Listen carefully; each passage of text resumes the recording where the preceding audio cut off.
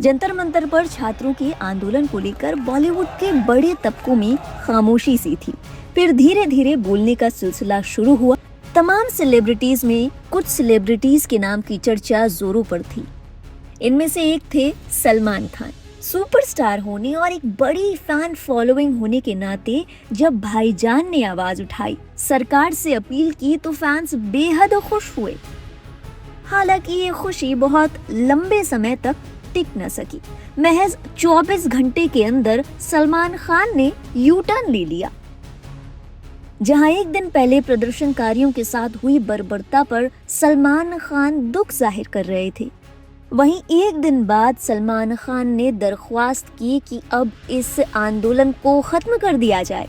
यही नहीं, उन्होंने पीएम मोदी पर पूरा विश्वास जताया कि वो स्ट्रिक्ट एक्शन जरूर लेंगे।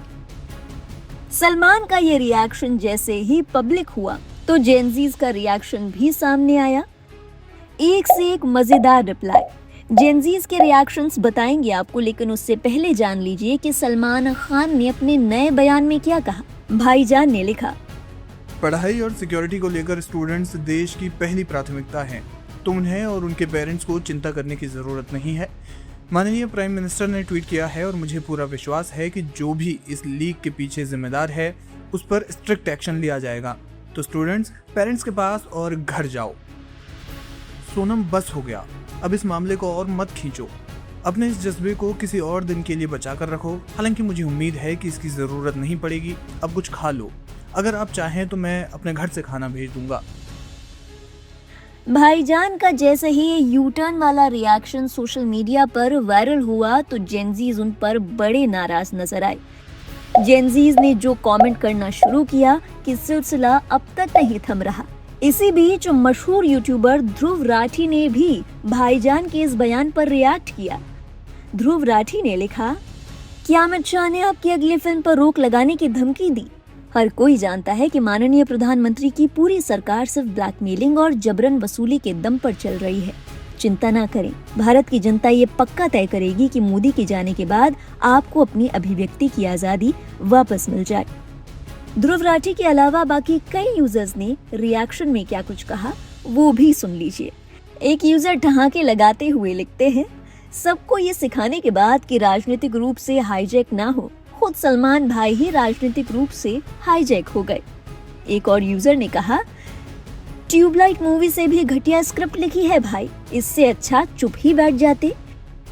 एक अन्य यूजर ने तंज कसते हुए लिखा, लोगों ने टाइगर सोचा था, चूहा निकला। एक अन्य यूजर ने कहा, अगर आप धर्मेंद्र प्रधान का इस्तीफा नहीं मांग सकते तो चुप ही बैठिए। कई यूजर्स ने सलमान खान को बुरी तरह ट्रोल किया।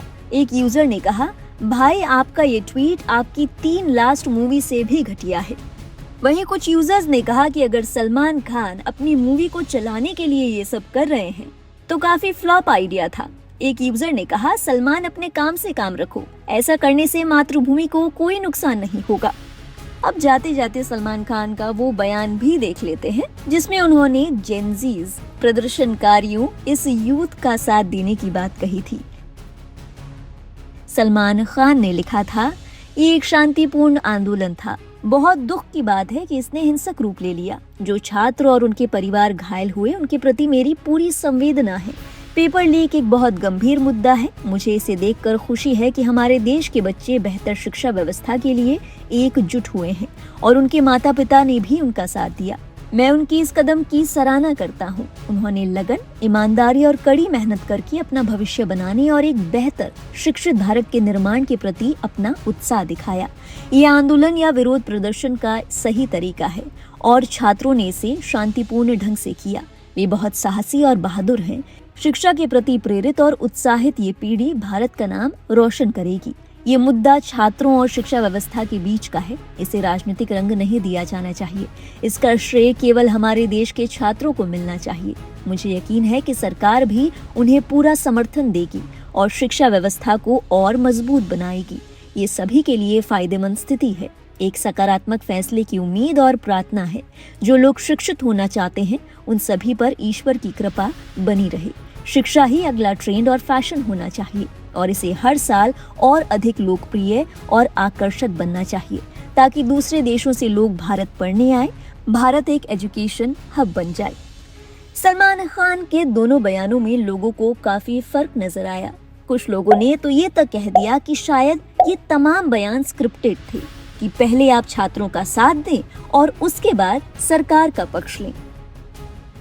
बहरहाल भाईजान के इस यूटर्न वाले बयान पर आपके क्या विचार हैं? अपने विचार हमारे साथ साझा कीजिएगा कमेंट सेक्शन में। आपके कमेंट्स का इंतजार रहेगा। आगे की बात आपसे वहीं करेंगे। देश भर में चल रहे छात्रों के इस आंदोलन और देश और दुनिया की बाकी अहम खबरों के लिए आप देखते रहिए लाइव हिंदुस्तान।